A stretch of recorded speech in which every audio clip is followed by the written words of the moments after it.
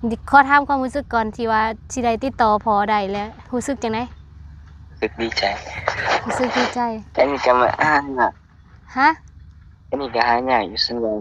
ญญาณมันบ่ค่อยมี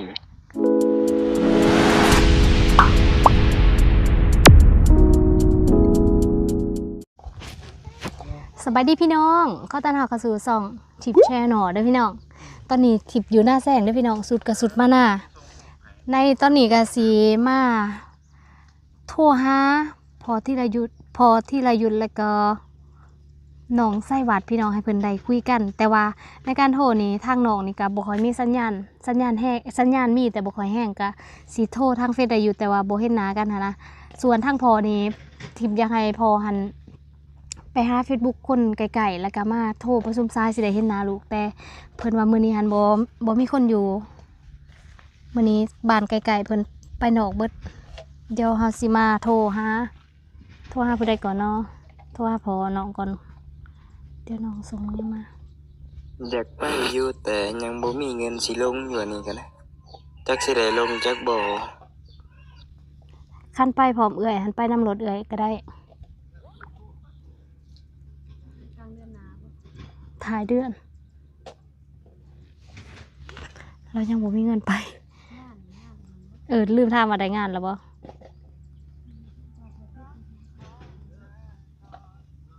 บริการฝากหมายเลขโทรกลับ Welcome โทรยากๆเลยเนี่ยโทรหาผีนี่ลั่นอีกแล้ว เดี๋ยวโทรหาพอน้องก่อนพอน้องนี่คือสิติดอยู่เราทายอยู่แต่พอที่เราหยุดนี่ค่อนข้างว่าโทรยาก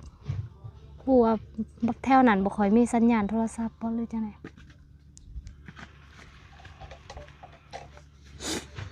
เป็นวัดเด้พี่น้อง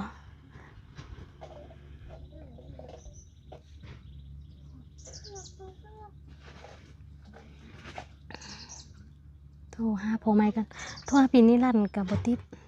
คือบ่มีสัญญาณเมื่อกี้ก็คุยกับพี่นิรันดร์ไปแล้วพี่น้องบริการฝากหมายเลขโทรกลับ Welcome to call back นั่นโทรบ่ติดอีกทางทิพย์ก็บ่ยังมีสัญญาณได้ในบางเทื่อนี่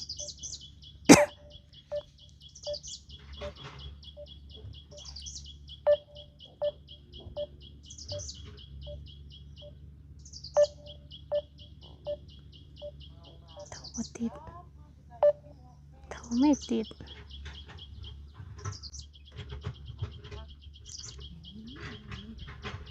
อันนี้ทิพย์เติมเงินไว้แล้วพี่น้องประมาณ300 บาทยันมันบ่พอฝากหมายเลขโทรกลับ Welcome to call back service นั่นโทรบ่ได้เพราะว่าโทรหาเพิ่นนี่ก็ยากโทรหาพอที่อายุ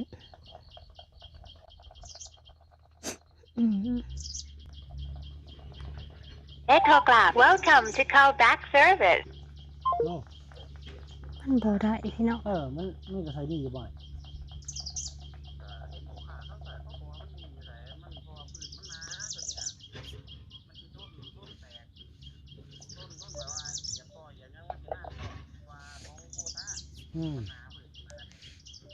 โทรบ่ติดอยู่ไส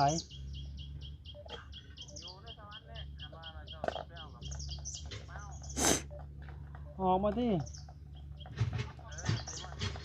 ออกมาโลดที่นาคอแลนด์ฮอดเพราะว่าจากสิบเก้าจังโมงวันพรุ่งนี้แหละเขาไปหอดเจ้าเมื่อจังโมงเดือนเนี่ย12 โมง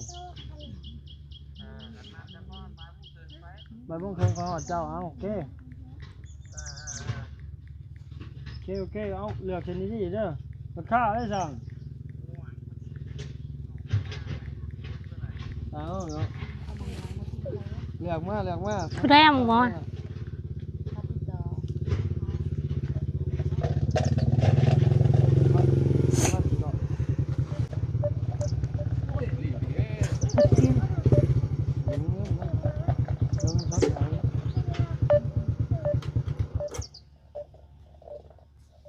มันชดให้เอาเบิดโทรบ่คือโทรบ่ติด โทรหาพี่นิรันดร์กับบ่ติดพี่น้องนี่เป็นหยังเนาะโทรหาพอที่เราหยุดบ่ติด โอ้เขาผมลงเหมือนตายผม ต้องพยายามโทรไลน์เถือวะนี่ โอ้ขาคันตัวนี้ตัวสูงเนาะบ่ได้เนาะ แม่นมันยืดได้ ตัวเก่าน่ะ ต้นนี้แหละตัวมันน่ะ ฮะ ต้นนี้แหละบริการฝากหมายเลขโทรกลับ Welcome to ยังบ่ได้หา callback เลย service จะอยู่สิได้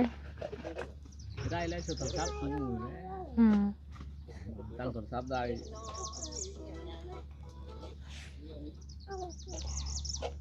รอถาก่อนเด้อเพราะติดต่อพอตัวยังบ่ได้ทางนั้นก็โทรยากอย่าเราบ่ค่อยมีสัญญาณนะ For English please press มันโทรบ่ได้พี่น้องเอ้ย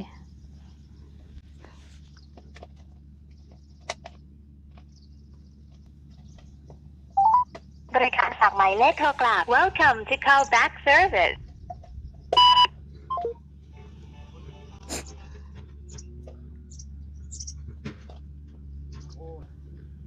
โทรบ่ได้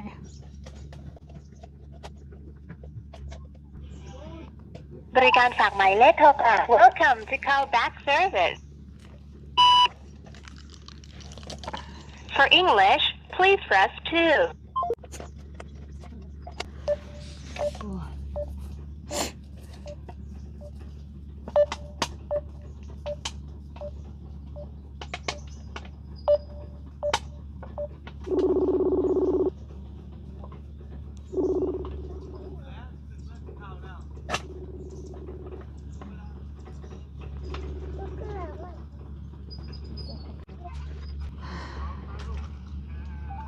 บริการฝากหมายเลขโทรกลับ Welcome to callback service บ่ติด For English please press 2บ่ติดเพิ่นคือสิอยู่เขตนอกแห้งอะพี่น้องโทรยาก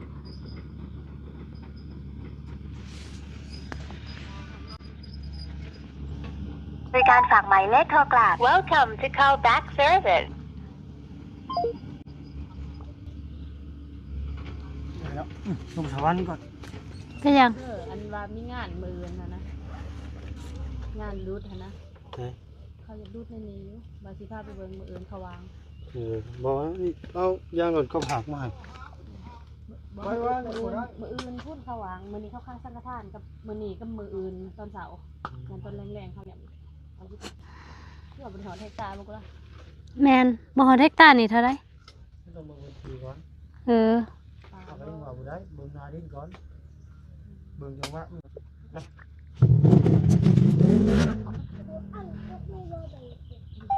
บริการฝากหมายเลขโทรกลับ Welcome to callback service ติดต่อบ่ได้พี่น้องตอนนี้บันทึกหน้าวิดีโอมาแล้ว9 นาที46 วิโทรบ่ติด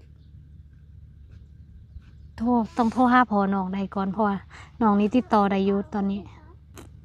แต่ว่าติดต่อพ่อน้องบ่ได้ มีความบังเอิญตลอดเนาะแบบติดคนหนึ่งใดคนหนึ่งติดบ่ได้ แควขาดบ่นี่ ขาดแคว บริ ว่า การฝากหมายเลขโทรกลับ Welcome to callback service แต่ว่าตอนนี้ติดต่อพี่นิรันดร์ก็บ่ได้ได้ตอนนี้นะสงสัยเพิ่นไปเฮ็ดงานมาจัก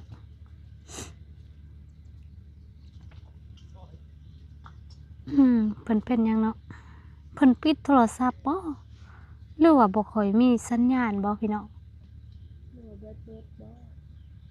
แต่เฮาก็นัดกันแล้วเด้ 11 โมง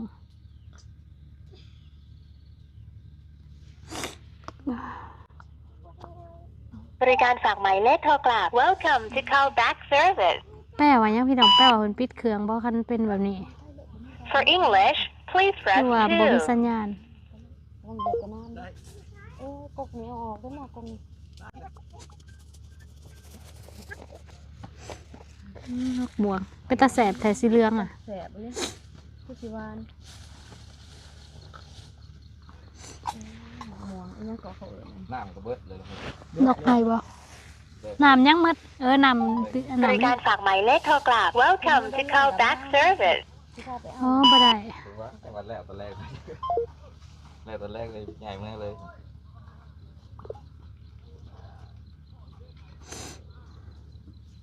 ติดต่อผู้หนึงได้ก็ติดต่อผู้หนึงบ่ได้อีก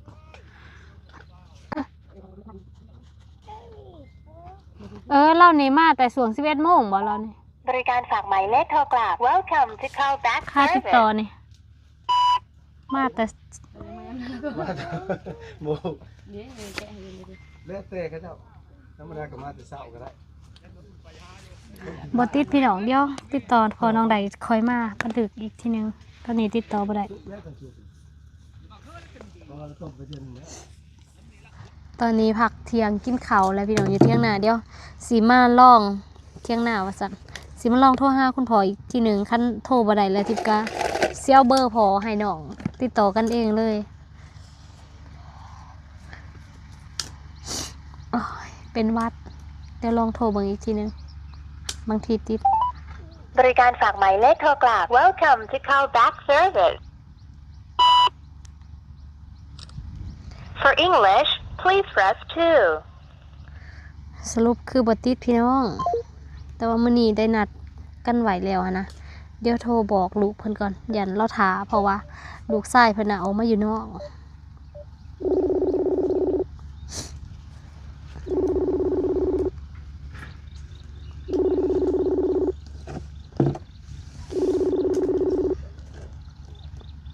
จังว่าเราตื่นเต้นอยู่บ่จักว่าสิได้ยินเสียงพ่อโทรหาพ่อบ่ติด มื้อนี้นัดลูกเพิ่นแล้วก็นัดพ่อเพิ่น11:00 นแต่ว่าบ่ได้ตอนนี้1:14 แล้วโทรบ่ติด แต่ว่าลูกเพิ่นก็บ่รับ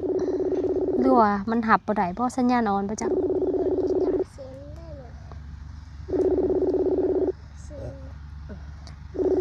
ลูกเพิ่นนี่อยู่บ้านตังหวายพี่น้องบ้านตังหวายทางที่ไปงานดอกมื้อก่อนแหละ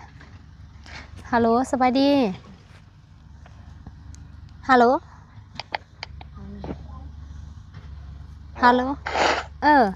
อันเอื้อยติดต่อหาเราบ่ได้มีแต่ว่าเอื้อยสิเอาเบอร์พอให้แล้วปานนั้นจึงติดต่อกันเอาเด้อ เบอร์เราไม่อยากโทรยากย่านเราอยู่ โอเคน อกพื้นที่ยังค่ะนะขอถามความรู้สึกก่อนที่ว่าสิได้ติดต่อพอได้แล้วรู้สึกจังได๋ รู้สึกดีใจ รู้สึกดีใจ อันนี้ก็มาอ่านน่ะ ฮะ อันนี้ก็หายากอยู่สัญญาณมันบ่ค่อยมี สัญญาณมันบ่ค่อยมีย่านทั้งพอน้องหากะสัญญาณบ่ค่อยมีเพราะว่าเราน่าจะอยู่ในแบบบ้านสวนบ้านหยังหั่นนะและสัญญาณมันบ่ค่อยมีคือกัน มันสิโทรยากแน่แล้วอันน้องมีเบอร์โทรบ่เอ้ยสิส่งเบอร์น้องให้เรานำ บ่มี บ่มีเบอร์โทรเนาะ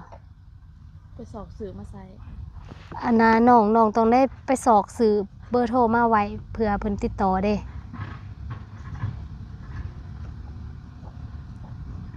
มันยากทางเรานั่นก็ได้ ลองติดต่อเบิ่งคันติดต่อบ่ได้แล้วก็ติดต่อมาหาเอื้อยอีกก็ได้เอื้อยสิช่วยติดต่อบางทีมันติดต่อได้แล้วก็สิแจ้งอีกทีหนึงแต่ว่าน้องเอาเบอร์ไปไว้เผื่อว่าบางทีได้ติดต่อกันหั่นนะฮัลโหลฮัลโหล โอเค เดี๋ยวสิเราได้ยิน เอาไว้บางทีลองโทรเบิ่งว่ามันติดบ่เดี๋ยวลองเบิ่งเด้อพี่น้องทิปเอาเบอร์ให้ลูกชายเพิ่นแล้วเนาะยังส่งให้ก่อนเพื่อเพิ่นอยากติดต่อกัน แต่ว่าทั้งเรานี่บ่มีเบอร์บัดนี้พอเพิ่นสิติดต่อมาจังได๋เนาะมีแต่เพิ่นนี่แหละต้องไปหาเบอร์แล้วโทรหาพ่อแต่ว่าคุณพ่อนี่ทิปนัดแล้วมื้อวานนี่หรือเพิ่นสิเข้าใจว่า 11:00 นกลางคืนบ่แต่เฮาก็บอกว่า 11:00 นเที่ยงแล้วเนาะลองโทรอีกทีหนึงพี่น้อง บริการฝากหมายเลขโทรกลับ Welcome to callback service บ่ได้ เนาะนิ้วกระสุนให้บ่ได้ให้กันเด้อเด้อคือกว่า 24ทรายมื้อวานนี้โทรอยู่7ทรายมื้อนี้โทรอยู่24ทรายประมาณนี้พี่น้องสำหรับภารกิจสวยน้องไส้หวัดตามหาพอที่เหลืออยู่ที่จังหวัดราชบุรีก็คือได้ตามเจอแล้วพี่น้องต่างแต่ว่าการติดต่อสื่อสารนี่มันบ่เป็นไปอย่างที่คิดเนาะก็เลยเปลี่ยนแผนว่าส่งเบอร์ของพ่อนี่ให้น้องแล้วให้น้องลองติดต่อกันเบิ่งเนาะ